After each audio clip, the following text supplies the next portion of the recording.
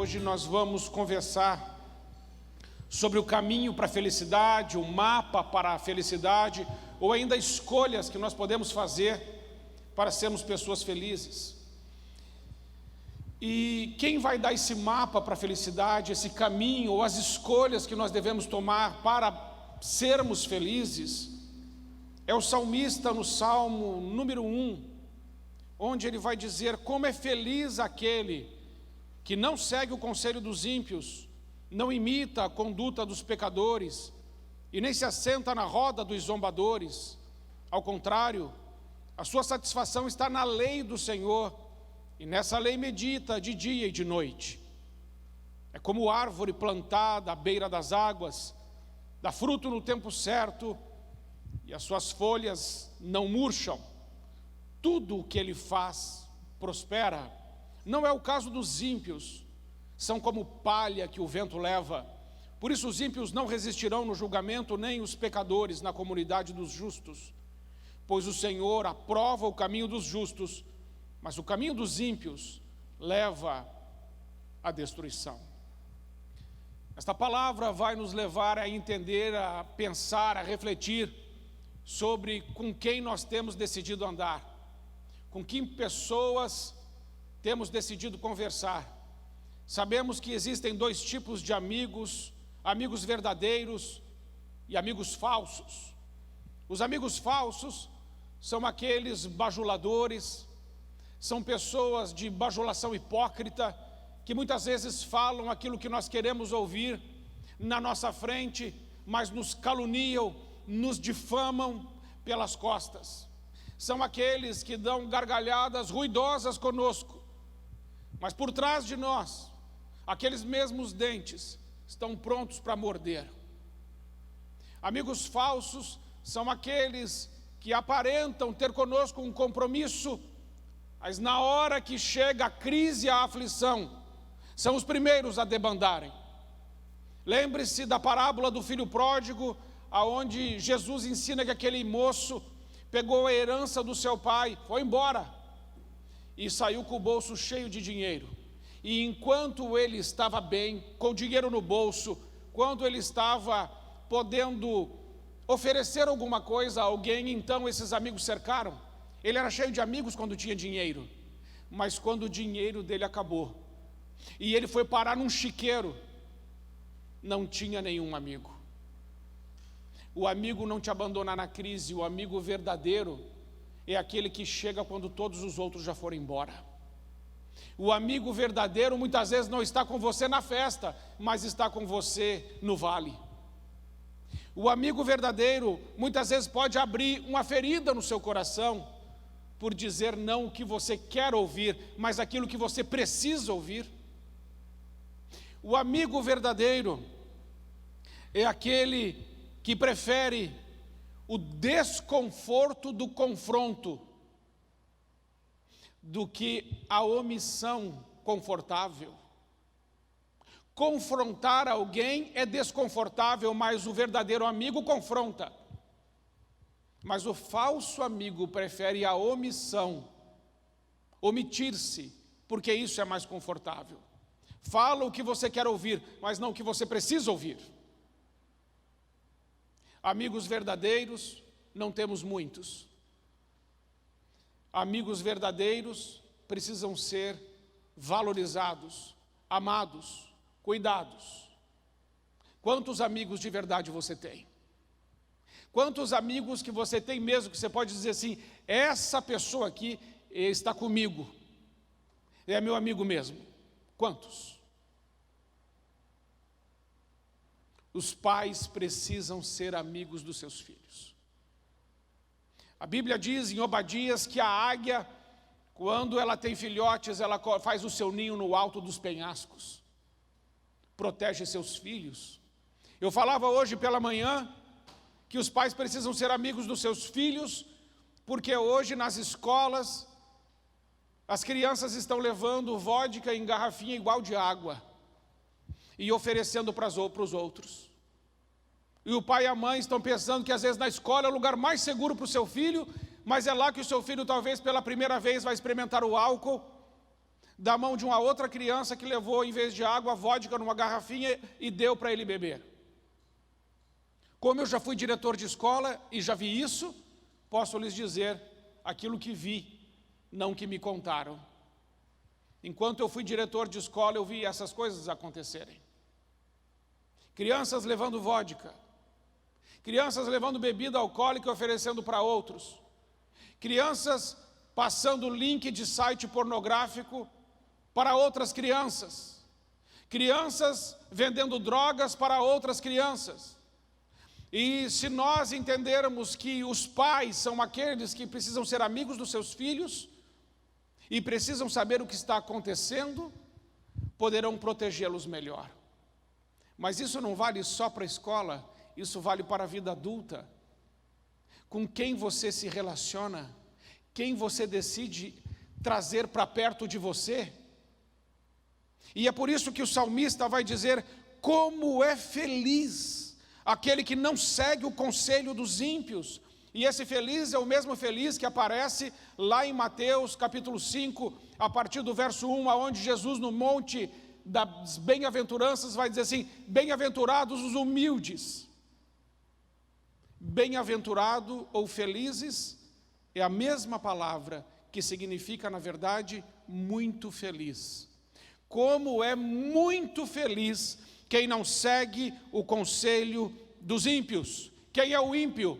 O ímpio é aquele que não tem compromisso com Deus. O ímpio é aquele que não liga e não presta contas para Deus e nem para a lei de Deus. O ímpio vive a sua vida a despeito de Deus. Faz as suas escolhas e não quer saber de Deus. E o salmista está dizendo: como é feliz aquele que não segue o conselho. Por quê, irmãos? Porque o conselho do ímpio não é tirado de princípios e valores os mesmos dos nossos cristãos. O ímpio tem um outro conjunto, um outro sistema de valores que não é o nosso. Como é feliz quem não segue o conselho dele, porque o conselho dele não foi tirado das Escrituras. Então ele vai te dar um caminho que leva à morte. Quantos homens já traíram as suas mulheres seguindo o conselho dos ímpios? Quantas mulheres abandonaram seus maridos seguindo o conselho dos ímpios? Quantas pessoas estão nos hospitais, nas cadeias que estão lotadas porque seguiram o conselho dos ímpios? O ímpio não tem conselho para te dar. O ímpio não tem nada para acrescentar na nossa vida. Cuidado com quem você anda, cuidado com o que você está ouvindo, cuidado para quem você abriu a sua casa e os seus ouvidos.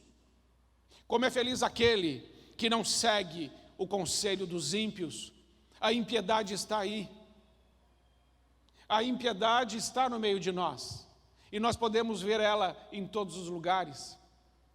Hoje, grandes empresas, nós vemos na televisão, grandes empresas que vendem produtos, estão fazendo propagandas, e nessas propagandas tem todo tipo de conjunto de valores que não tem nada a ver com o Evangelho. E nós não nos associamos a isso, nem a corporações e nem a pessoas cujo jugo não é o de Cristo, os valores e princípios não são os da palavra de Deus.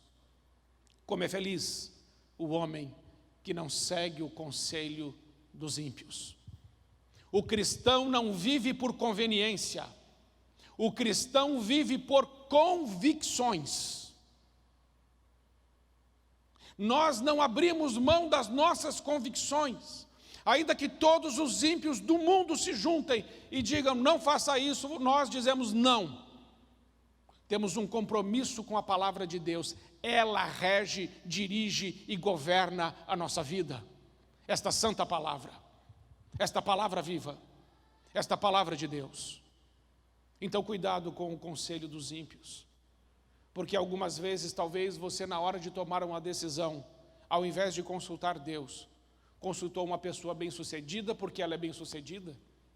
Ah, pastor, eu estou consultando essa pessoa porque ela é doutora, porque ele é bem-sucedido. Esquece isso. Consulte o Espírito Santo de Deus, consulte a palavra de Deus, e tudo te irá bem e você será muito feliz. Ainda que uma pessoa aparentemente esteja melhor do que você no mundo, você não sabe para onde ela irá depois da sepultura. Então, cuidado com quem você se associa e com os conselhos que você tem recebido. Como é feliz aquele que não segue o conselho dos ímpios, não imita a conduta dos pecadores. Agora já não está mais falando de quem não conhece a palavra de Deus. Agora o salmista está falando de alguém que conhece, mas decide viver no pecado. Existem pessoas que vêm à igreja, comungam na igreja, frequentam os cultos, vivem uma vida religiosa, mas é de um legalismo hipócrita. É como Jesus diz em Mateus capítulo 23, como Jesus, ele fica indignado com isso. E ele começa a dizer alguns ais, lá em Mateus 23. Ai de vós, fariseus hipócritas, vocês são como caixões caiados, lindos por fora, mas podres por dentro. Ai de vós, fariseus hipócritas, que dão o dízimo do cominho e da hortelã, mas para aquilo que é essencial da lei, como o amor, a justiça, a compaixão, vocês não fazem. Ai de vós, fariseus hipócritas, diz Jesus. Porque Jesus não vê como vê o homem, Jesus vê o coração. Algumas pessoas a gente olha e diz, não, essa pessoa é uma santinha. Essa pessoa, meu Deus, que bênção. Só Deus conhece o coração. Vir na igreja não significa que será salvo. Participar de culto não significa salvação. Rituais e liturgias não podem libertar e nem salvar o homem. Quem salva o homem, quem liberta o homem, quem cura o homem, quem leva o homem para o céu se chama Jesus Cristo de Nazaré. Ele é Senhor. E nós precisamos decidir se estamos debaixo do senhorio do pecado, do mundo, da religiosidade, do legalismo hipócrita, ou nós estamos vivendo em intimidade com Deus, sendo discípulos de Jesus, seus seguidores, dispostos a ir com Ele para a prisão, para a morte, e renunciando a nossa vida para vivermos a vida de Deus.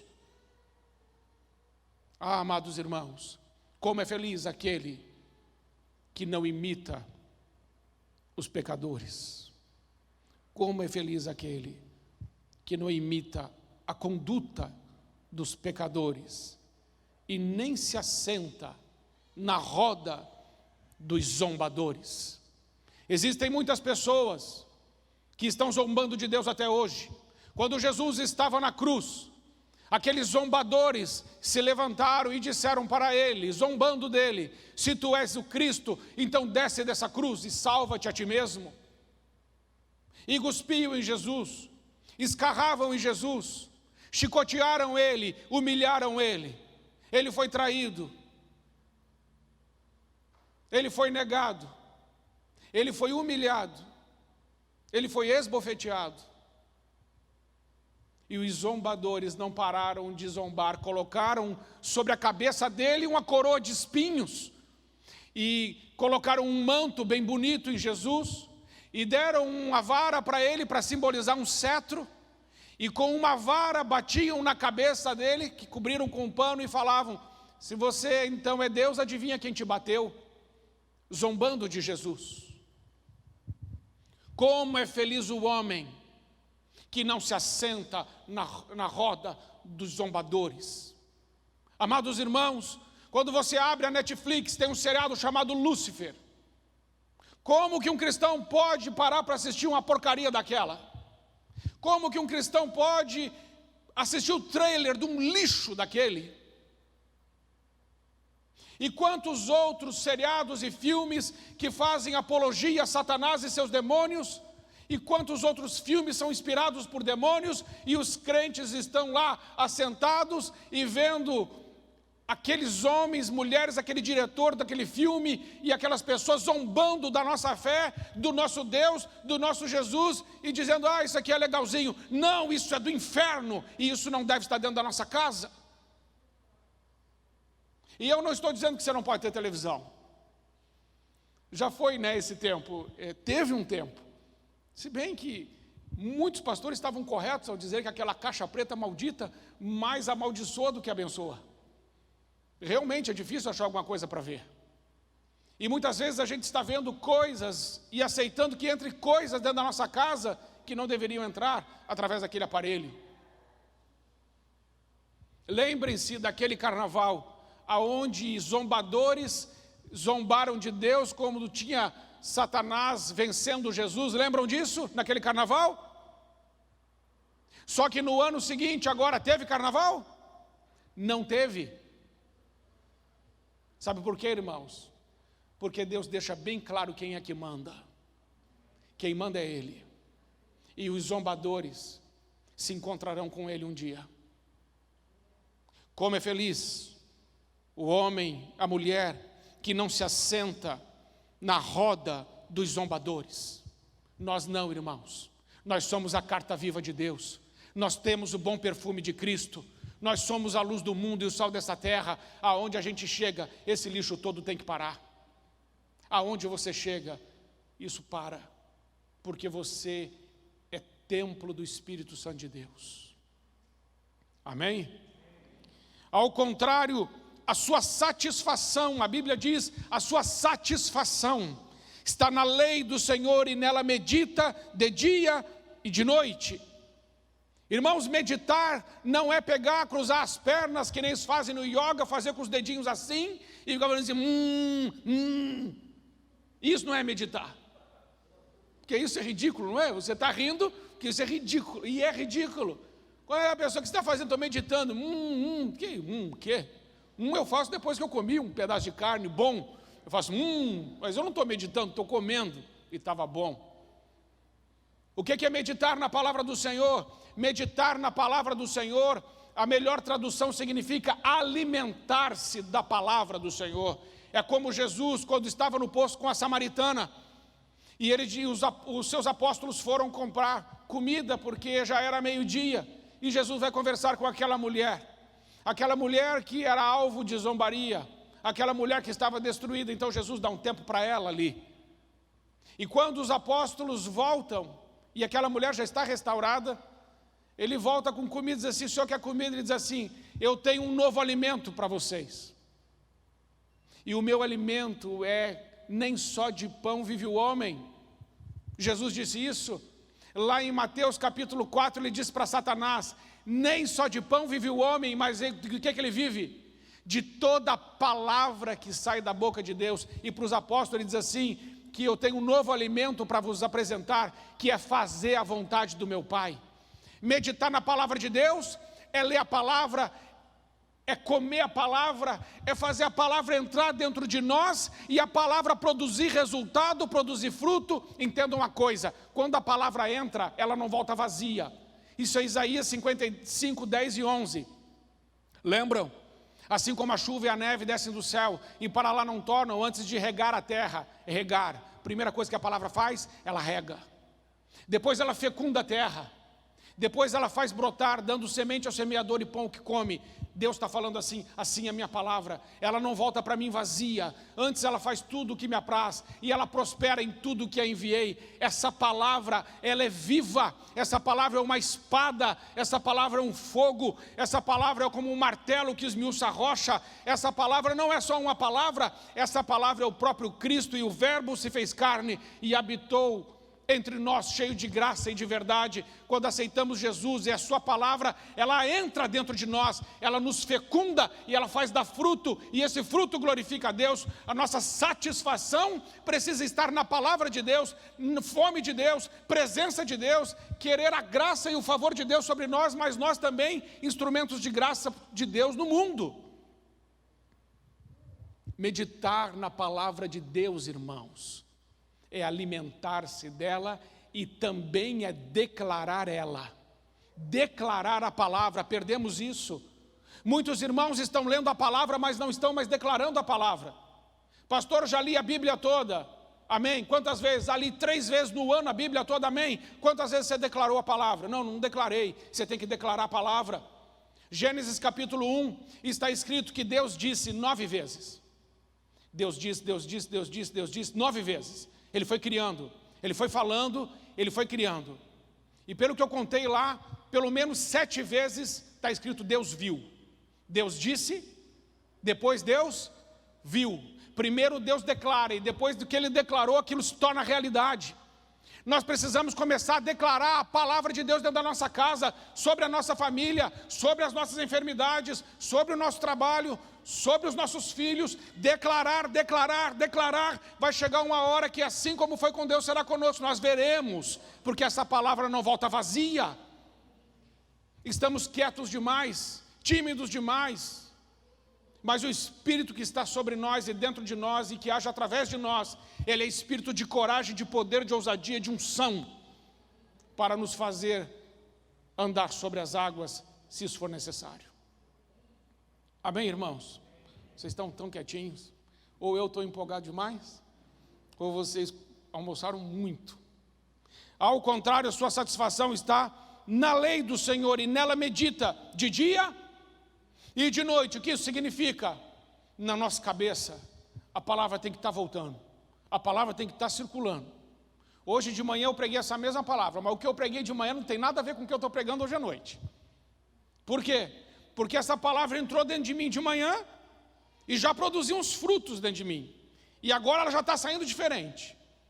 Quando a palavra de Deus entra dentro de você, a respeito do seu filho, da sua filha, da sua casa, do seu marido, do seu trabalho, daquilo que envolve a sua vida, e você começa a declarar, ela já vai saindo mais forte. Porque Jesus disse em João 15,3 para os seus discípulos: vós já estáis limpos pela palavra que vos tenho falado. A palavra de Deus nos limpa, tira a sujeira, apara as arestas, quebra aqueles galhos secos. A palavra de Deus, ela vai nos cortando, ela vai nos podando, para a gente ainda dar mais fruto para a glória dele. Porque ela é uma espada, e ela corta. Quando você fala, ela corta quem ouve, mas ela corta quem fala. Quando eu falo, ela vai para você, mas ela vem para mim também. E ao mesmo tempo que eu prego para você e você é abençoado, eu também sou abençoado, porque eu não sou o dono da mensagem, eu sou só transmissor da mensagem. O dono da mensagem é Jesus Cristo, nosso Senhor. Então essa mensagem me abençoa, porque a palavra não é minha, é dele. É como João Batista, irmãos. O grande João Batista, o maior homem nascido de mulher, estava pregando. Mas o que ele estava pregando? O que estava no livro de Isaías. João Batista não era o dono da mensagem. João Batista estava fazendo um sermão em cima de Isaías e pregava: voz que clama do deserto. Era ele.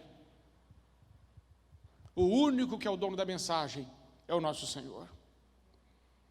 Mas o versículo 3 diz que nós somos como uma árvore plantada à beira das águas correntes, dá fruto no tempo certo, suas folhas não murcham e tudo o que ele faz prospera. Ah, irmãos, árvores plantadas à beira de águas correntes, sabe o que isso significa? Uma árvore plantada à beira de água corrente é uma árvore que não precisa de chuva. E o que isso significa? Isso significa que essa árvore, independente das circunstâncias, independente do tempo, independente do que está acontecendo, suas folhas não murcharão, porque suas raízes foram avançando para baixo, avançando, avançando, até encontrar as águas. E quando ela encontra as águas, ela bebe das águas que passam pelas raízes. Entendam uma coisa: quando nós começamos a meditar na palavra do Senhor, buscar o Senhor, ter intimidade com o Senhor, se alimentar da palavra do Senhor, nós vamos sendo enraizados em Cristo. A Bíblia diz que nós estamos enraizados em Cristo.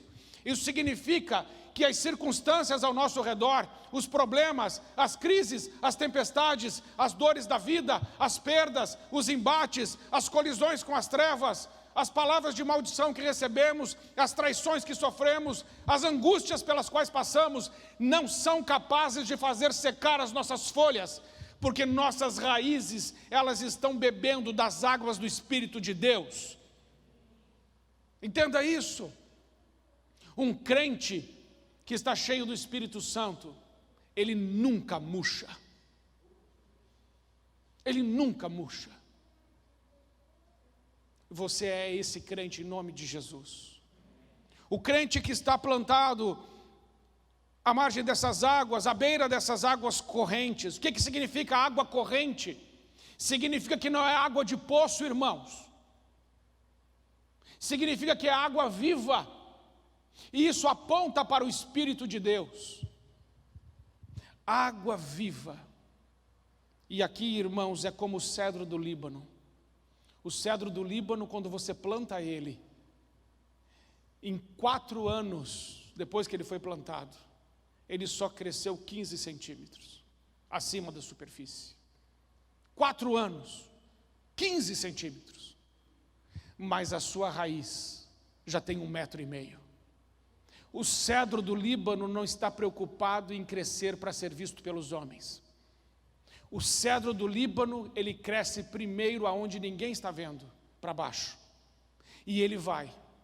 E diferente das outras árvores, o cedro do Líbano, quando encontra uma rocha, em vez de amontoar as raízes em cima, as raízes vão desviando e abraçam a rocha. Você sabe que na Bíblia a rocha é um símbolo para o Cristo. E o crente que está à beira das águas correntes, ele é como essa árvore, como esse cedro, que encontra Cristo e o abraça. Mas as raízes não param de crescer, até que elas encontrem as águas correntes. E depois, quando as raízes do cedro alcançam as águas correntes, então ele começa a crescer. E ele alcança 40 metros de altura. E se você bater num cedro, ele solta perfume. Quando alguém bater em você, você vai exalar o bom perfume de Cristo. Se as suas raízes estiverem nas águas vivas de Deus. Como é muito feliz a pessoa que vive do Espírito Santo, que está abraçada com Jesus. Esta dará o fruto no tempo certo e suas folhas nunca jamais irão secar. Amém? Não é o caso dos ímpios. Mais uma coisa, dá fruto no tempo certo, suas folhas não murcham. Mas veja isso, tudo o que ele faz, prospera. Quanto, irmãos? Tudo. Tudo. Quando eu li isso aqui, eu falei, Senhor, é isso mesmo? É o que está escrito. É tudo.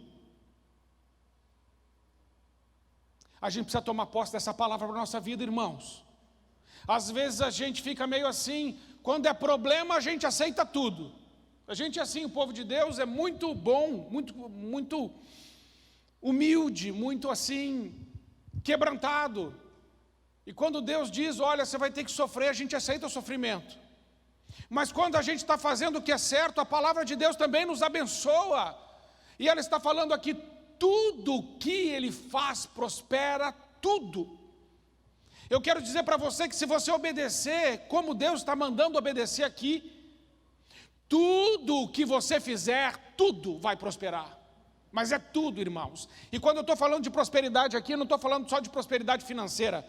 Porque quando a palavra prosperidade aparece, você já logo imagina alguma coisa caindo na sua conta. Não é só isso. Eu estou falando de prosperidade na área familiar, na área conjugal, nos relacionamentos, com os filhos, com os pais. Eu estou falando de prosperidade em todas as áreas da sua vida e em tudo aquilo que você coloca a mão vai para frente. Veja, eu citei o exemplo de José. Aquele menino, ele era obediente.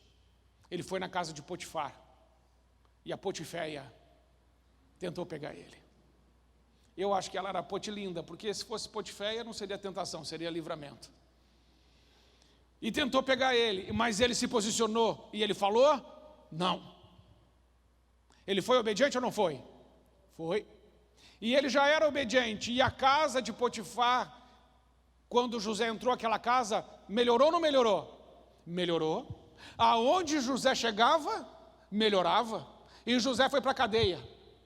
E a cadeia é um lugar horroroso. Mas o carcereiro logo já colocou ele de chefe. Porque tudo que aquele menino fazia, tudo ia para frente. Até que Deus levou para Faraó. E ele assumiu o governo. E tudo foi para frente.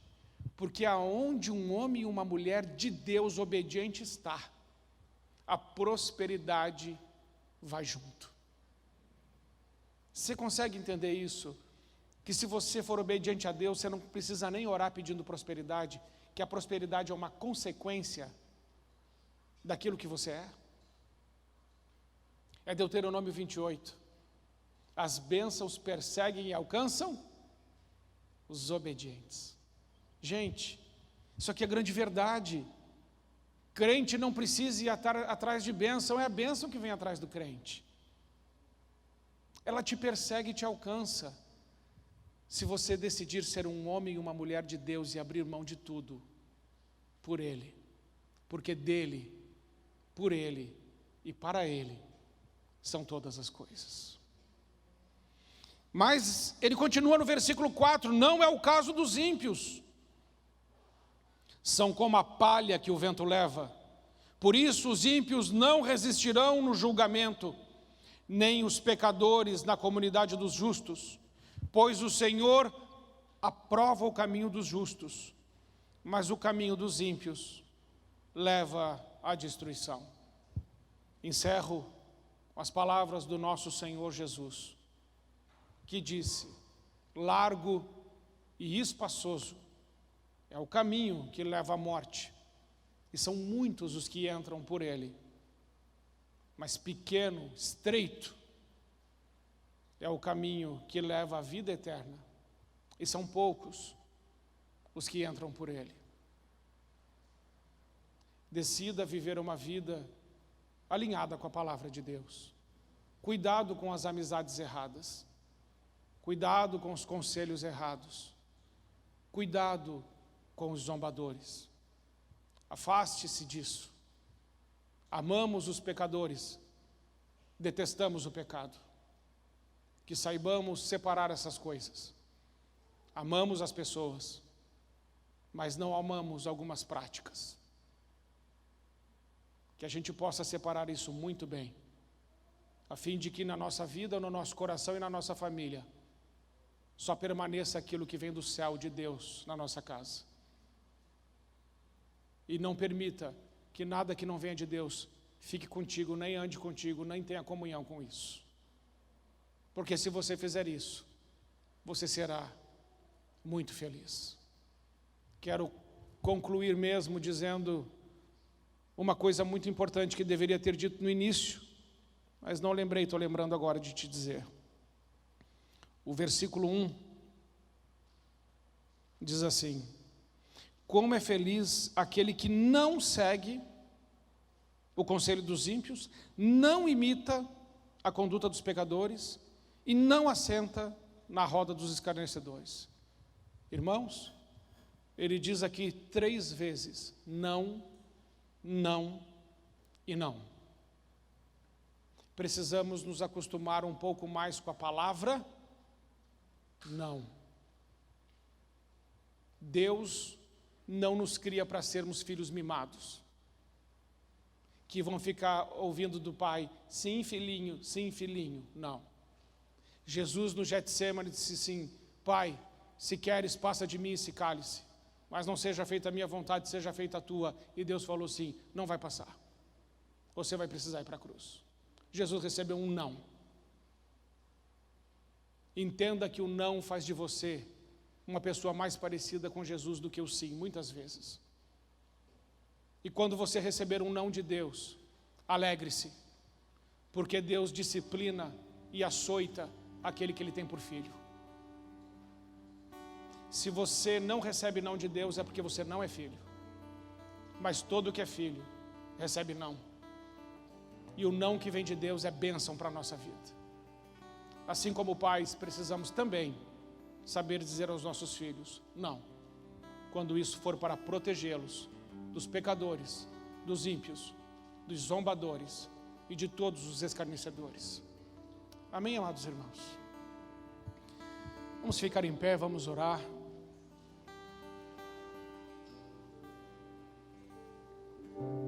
Quero orar por você, pela sua vida, pela sua família e sobretudo para que se cumpra a palavra de Deus que foi pregada essa noite para você. Pai, em nome de Jesus, nós nos colocamos, todos nós como igreja agora do Senhor, E nessa oração, nós pedimos, Senhor, perdoa, Pai, os nossos pecados. Quantas vezes, Senhor, nós emprestamos os nossos ouvidos aos ímpios?